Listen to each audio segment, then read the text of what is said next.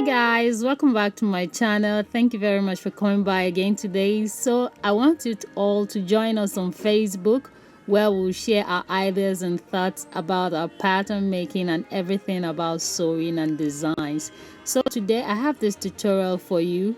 It's about how to create a curve, a bustier curve on our simple blouses, and it's very simple and easy to create. All you have to do is to focus and you learn it very quickly. So from the shoulder down, I've measured 6 inches first, and that's where the bust starts. 10 inches for the bust line, under bust line, waistline, and the blouse length. So if you are plus size, you measure at 11 inches, and waistline you're going to keep it at 18 inches.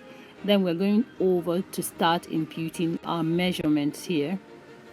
So the first thing you need to consider is distance between your bust, and if it's 4 inches, you are going to mark 3.5 at the neckline.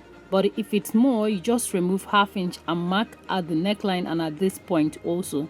So for me, it is 8 inches divided by 2, 4, so I'm imputing 3.5. Then at this bust line, I'm going to mark the actual bust distance, which is 4 inches. Then on this under bust line, you follow suit with removing ½ inch from your bust point distance, and at this point also you're going to measure 3.5 also. So for this point, I'm going to add 1 inch to whatever measurement I measured at the waistline, which is 4.5 inches. So I'm going to trace out these lines and we continue with our measurements. Now, as you can see, I've traced out my measurement, and as you can see, this bust line area is smoothly curved, so you don't mark a straight line here to create a better effect for your bust. So next thing you need to do is to cut this out, and when you cut this out, you're going to flip it towards the other side, making sure that this point they match with each other. Then at this point, as soon as you make sure it matches with each other, what you have to do is to trace this point from this area up here. Is going to be at least 1 inch distance, and you're going to trace it up like so.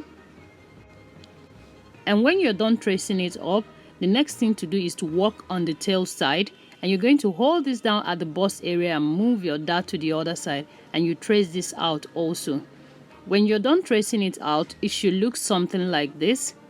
Next thing you have to do is to cut this dart off like so, and after cutting it out, it should look something like this. And the next thing you are going to do now is to cut out your fabric using this pattern. And after cutting your fabric out, you are going to open it up, and the front body should look something like this. You're going to cut out your basic back bodies like normal basic back bodies, nothing more. When you're done stitching it together, the bust area and this area looks as if it has bulginess to it, and that's normal, and the neck area and the waist area should look flat. So the next thing you are going to do is to mark out your measurement lines and impute your measurements. So a quick tip on the waistline here, not waistline, the hip line, sorry.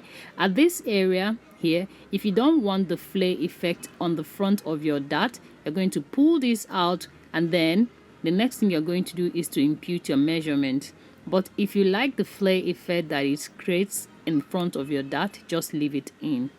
So the next thing you're going to do is to mark your measurement out fully, as you can see, and you can cut out your pattern. This area is the side length of my blouse because I want it curved, but if you don't want it curved, you can just mark it a straight line.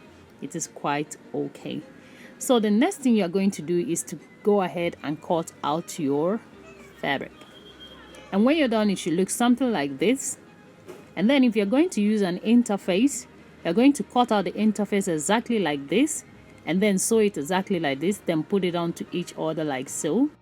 Then you're going to go ahead and stitch the neck area and the under area, and when you're done stitching it and pulling it out, then you sew it all around. The back should look like this, while the front should look like so.